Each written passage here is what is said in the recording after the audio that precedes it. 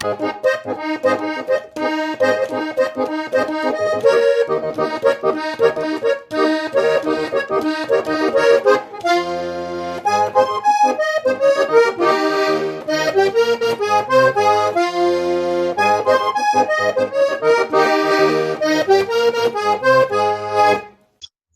tal, amigos? Estamos una vez más en directo a tu CPU, conectados en esta ocasión con Colombia, tengo entendido con Valledupar, para conversar en el marco del evento Notas Migratorias César Vallejo 2020 con un participante más, Wilfrido Rodríguez Orozco. Él ha tenido la gentileza de brindarnos unos minutos para conversar sobre su experiencia literaria y algunas situaciones concernientes a la experiencia migratoria. Tus saludos, Wilfrido. Bueno, un saludo muy especial para todos los oyentes y todas las personas que están conectadas con este canal y con los organizadores y anfitriones del concurso. Coméntanos un poco sobre tu experiencia profesional. Vemos acá que estudiaste ingeniería industrial, también tienes un magíster en economía social, en desarrollo empresarial y terminaste escribiendo. ¿A qué se debe esa afición hacia la escritura?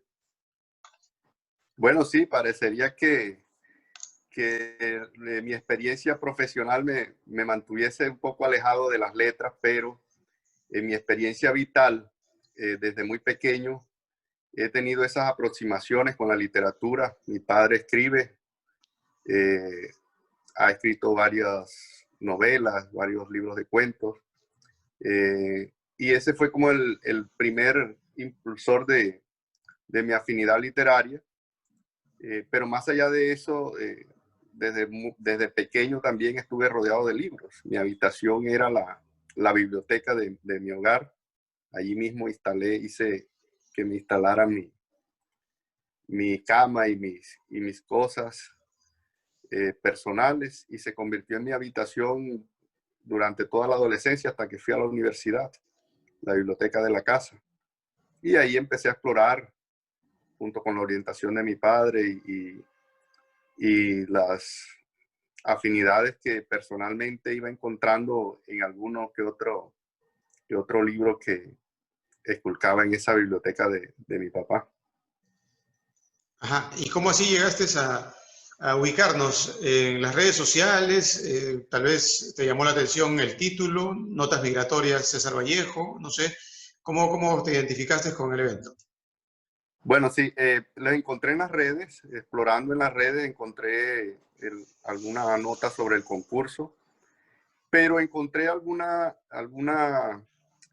concomitancia con acciones que he desarrollado alrededor de mi trabajo profesional en una fundación, y que se han articulado con ejes programáticos y acciones o tareas que ha emprendido el Programa de las Naciones Unidas aquí en Colombia.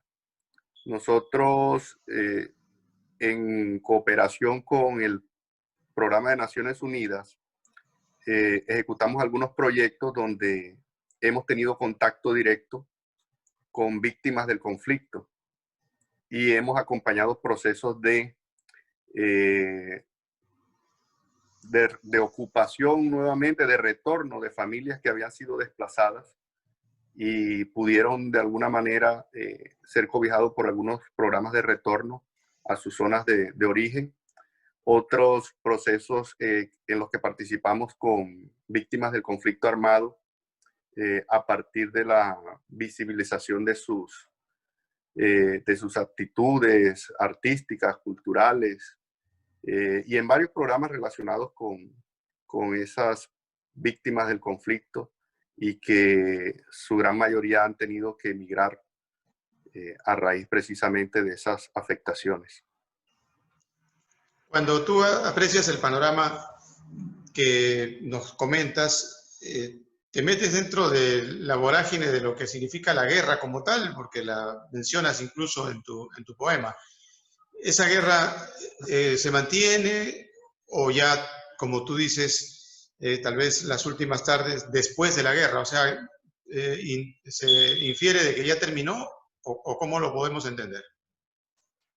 Sí, allí lo que se presenta es como un par de escenas post-mortem de un combatiente, pero de un combatiente que no solamente está asociado a la guerra, sino de un combatiente que puede ser el poeta mismo. El poeta mismo es un combatiente permanente eh, que está en una guerra constante con la soledad, con la iniquidad, con la injusticia. Y la única manera o el único arma, la única herramienta con la que cuenta es con la palabra. Y de alguna manera, poetizando la realidad, es como puede el poeta combatir esos fenómenos. Y en este caso, ese poeta se mimetiza en una escena post-mortem de un combatiente que puede ser uno de esos combatientes que hoy en Colombia tenemos vinculados a la sociedad civil a partir de todos estos procesos de paz que se han adelantado, pero que no han sido tan eficientes como uno esperaría, ¿no? Todavía hay brotes de violencia muy marcados, todavía hay algunos fenómenos que no se pudieron mitigar con ese acuerdo recientemente suscrito. Y la guerra persiste y coexistimos con ella aún aquí en Colombia. Eso de utilizar la palabra como elemento de defensa para sobrevivir en medio de la guerra, también podría ser tomado por algunas personas que se han visto envueltas tal vez por la demagogia de algunos políticos, prácticamente incluso siendo expulsados de su propio territorio ante promesas no cumplidas. ¿No crees que también por ahí podría haber una situación quizás que no esté tan a tono con la palabra? Que hayan expulsado a quienes, perdón. Recuerda que tenemos realidades universales, ¿no? Y ustedes tienen una Sí, realidad muy cercana, que es la venezolana, por ejemplo, ¿no? Donde así es. la palabra fue la clave para el Ah, ya, dominio, para el ya, dominio, claro ¿no? que sí. Y esa palabra, en vez de ser salvación, como tú la planteas en Colombia, esa palabra lamentablemente se ha convertido en condena. Y actualmente muchos de los hermanos venezolanos, pues incluso emigran hacia Colombia y por donde quiera que se les haga un espacio. ¿Qué podrías decir al respecto? No, es una herramienta que utiliza la acción política de la manera en la que el actor político eh, y su condición humana le permitan. Aquí no escapamos a, esas, a esos discursos demagógicos, es el pan de cada día, pero además de discursos demagógicos son discursos de extremo. Aquí hay unos discursos de una extrema derecha y de una extrema izquierda que lo que hacen es polarizar el país, eh, lo que hacen es incendiar el país. Y son discursos que calan mucho también por el nivel de ignorancia de nuestros pueblos, de nuestras comunidades. Entonces, la palabra puede ser un arma letal. Está siendo un arma letal en algunos países. Y yo creo que nuestra hermana Venezuela es uno de esos ejemplos. Yo conozco muy de cerca casos de venezolanos que emigraron a nuestro país. De hecho, con nosotros trabaja una familia, dos familias de venezolanas trabajan con nosotros en una explotación agrícola que tenemos aquí cerca de la ciudad. Y ellos nos cuentan cómo a través de la palabra fueron engañados y hoy ven una realidad completamente distinta, pueden analizar el contexto de una manera distinta. Sin embargo, sus alcances a nivel de formación intelectual les impiden hacer razonamientos más sustentados, más argumentados y asumir posiciones políticas eh, más de mayor rebeldía o posiciones políticas más independientes. Lo mismo sucede en Colombia, lo mismo sucede en Colombia. Aquí pasamos de un extremo al otro con una facilidad extraordinaria, pero quienes moldean la opinión de la ciudadanía también le hacen un flaco favor a todo este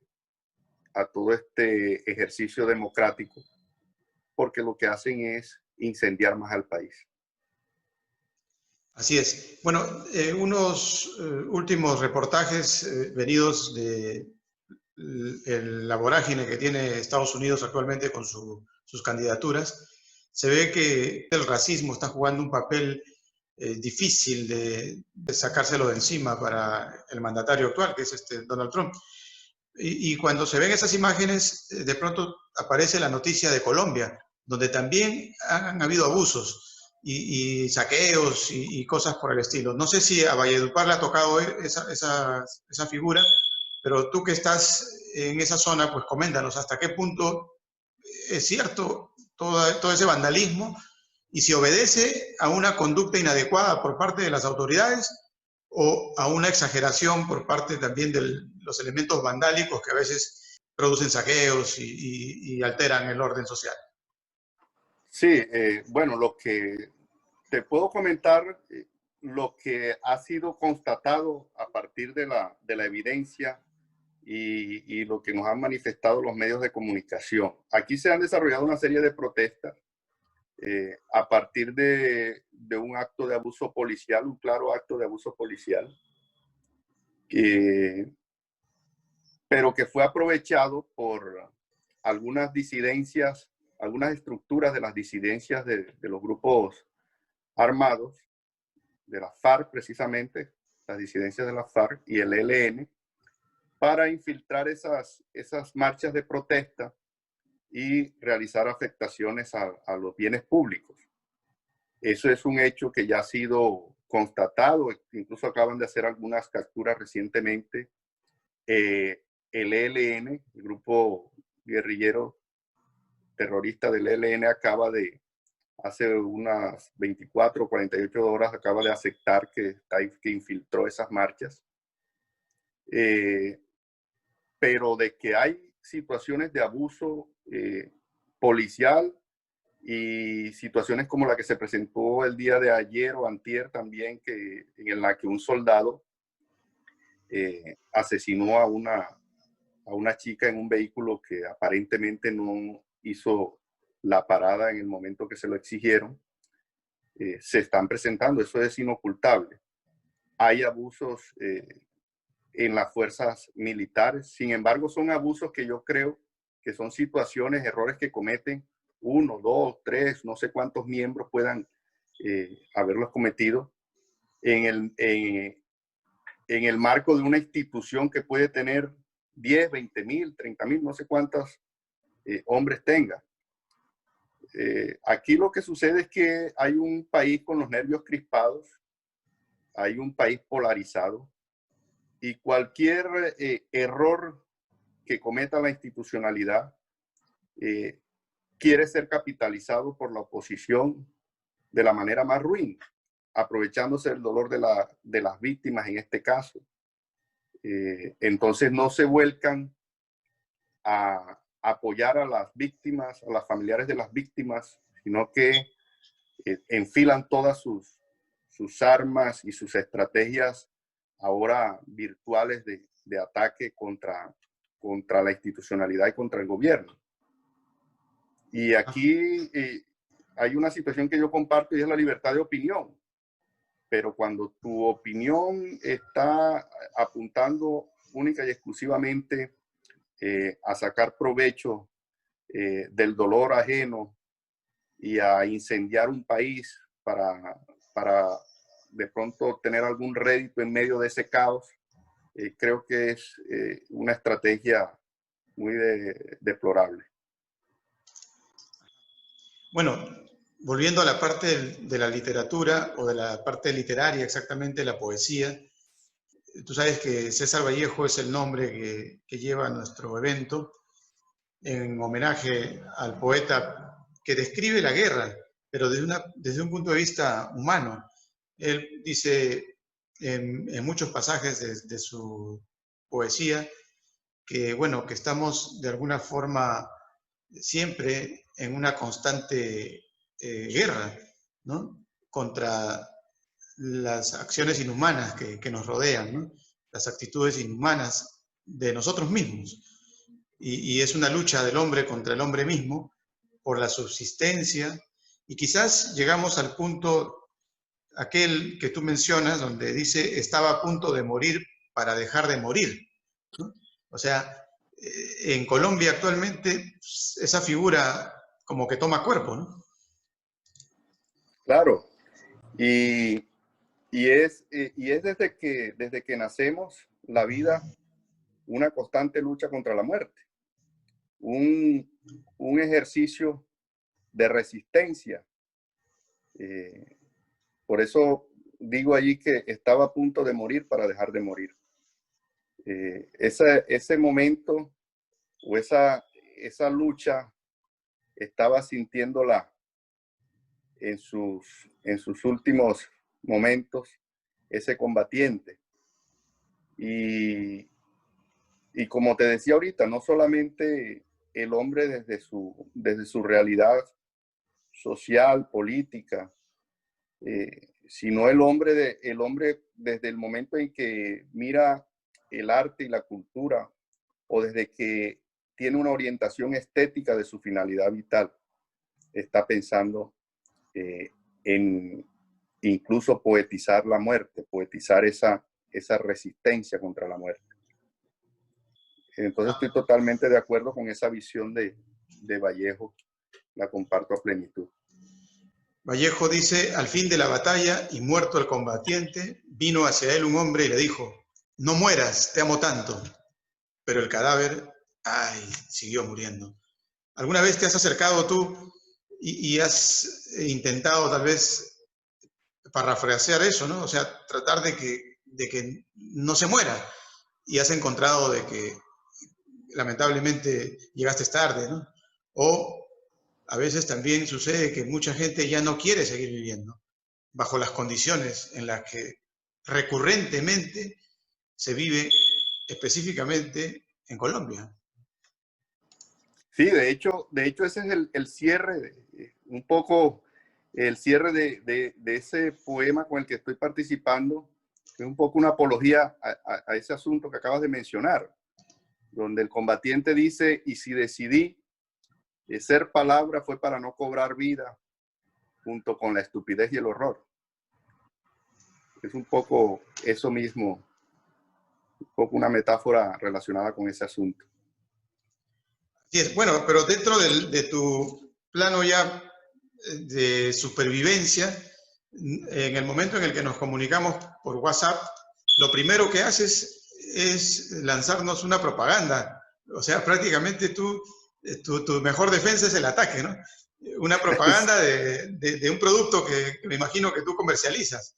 O sea, no te quedas en la poesía.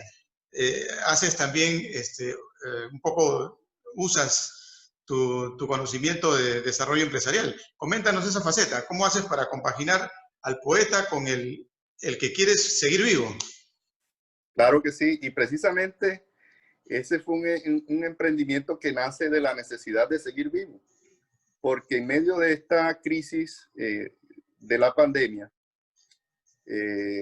a nivel familiar, confinados en un apartamento con mi esposa y mi hija, se nos complicó muy fuertemente el asunto económico, como la gran mayoría de las personas en todos los países.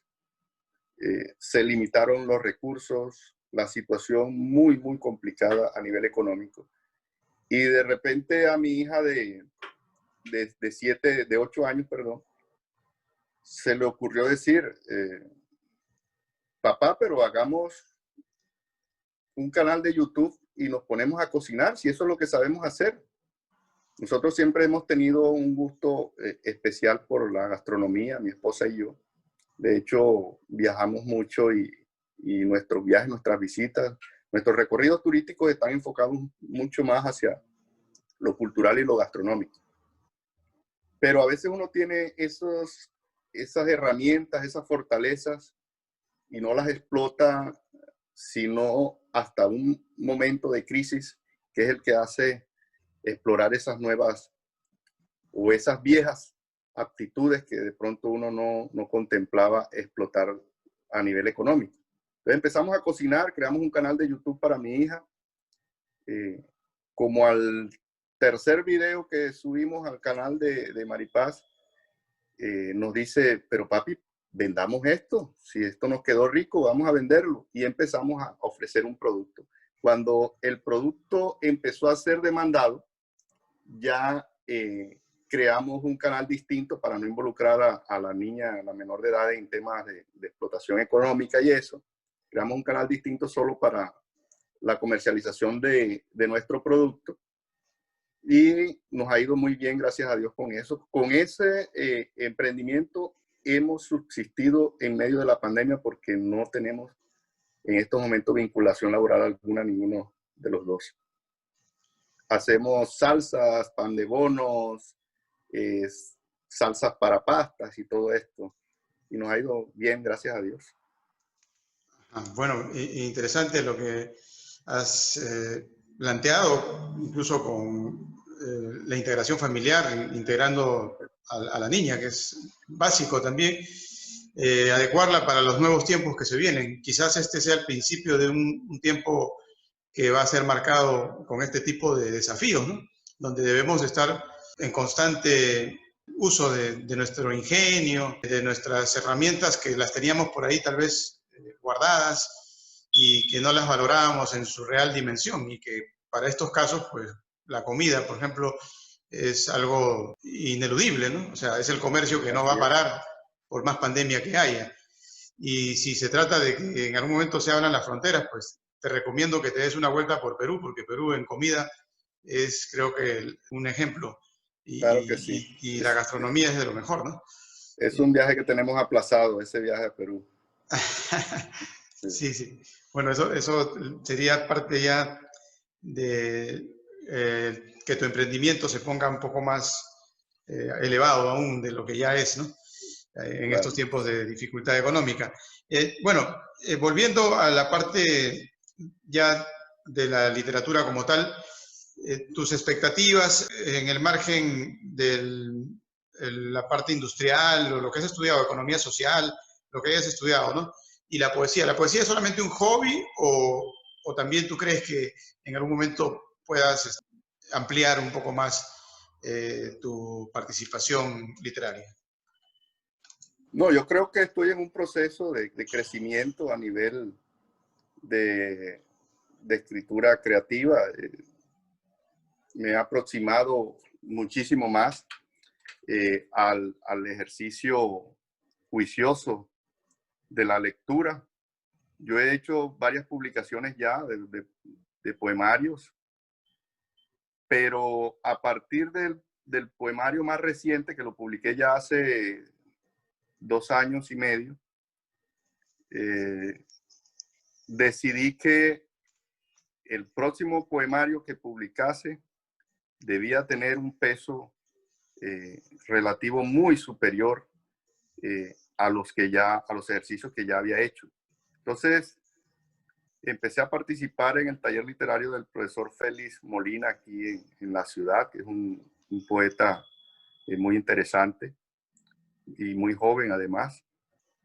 Y con la orientación del maestro Félix, he afinado un poco algunos elementos de tipo técnico, porque él sí es magíster en literatura y está haciendo un doctorado en el tema. Yo inicié mi ejercicio poético a partir de mi experiencia literaria y de mi experiencia vital como un amante de la literatura, pero sin ninguna formación técnica. Entonces empecé a pulir, a hacer ese ejercicio más juicioso y más serio, a escoger un poco mejor las obras que abordaba, a hacer un análisis de pronto más profundo de lo que leo, y a afinar también una serie de técnicas muy particulares con las que uno escribe.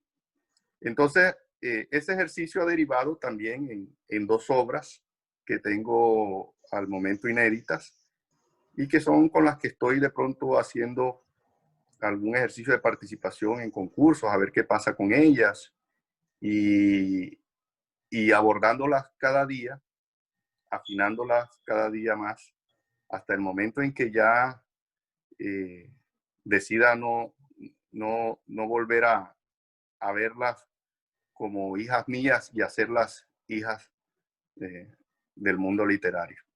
Y, te felicitamos anticipadamente por tu participación y bueno, deseamos la mejor de las suertes en este concurso y también en tu emprendimiento gastronómico que tienes allá en Valledupar. Esperemos que la situación vuelva a la calma, si es que en algún momento tuvo calma, y que se encuentre una convivencia un poco más humana, más a tono con alejarnos de las ideologías extremas y acercarnos tal vez a la ideología básica de la convivencia humana, ¿no? Donde hay que dar para poder recibir y no estar recibiendo a cuenta de un Estado que es una especie de anhelo de los políticos para lograr lucrar y a la postre pues dejar al pueblo a pie y sin futuro. Esa historia repetitiva que tienen nuestros países, en Sudamérica en especial, pues debemos de tratar de combatirla de alguna manera, y nuestra mejor arma, como lo dices en algún momento de tu poesía, pues es la palabra, ¿no? Nuestra herramienta más fulminante es la palabra. Tus palabras de despedida, precisamente a propósito de palabra, Wilfrido. Bueno, un gusto muy grato para mí haber conversado con ustedes. Un saludo especial a las personas que puedan estar interactuando con estas notas. Y bueno, ojalá que la humanidad de alguna manera haya entendido que después de esta crisis, después de esta pandemia, no vamos a ser los mismos y no debemos pretender seguir siendo los mismos. Ojalá la humanidad entienda que a partir de hoy la otredad debe ser el eje fundamental del raciocinio humano. Comprender el significado y el valor de la otredad para que podamos tener un cambio sustancial y mantenernos vivos. Ok. Bueno, nos despedimos con una frase de Vallejo que decía: dichoso el niño que cae y aún llora, y el hombre que ha caído y ya no llora. Hasta la próxima, Wilfrido. Un abrazo. Un abrazo, suerte. Un abrazo.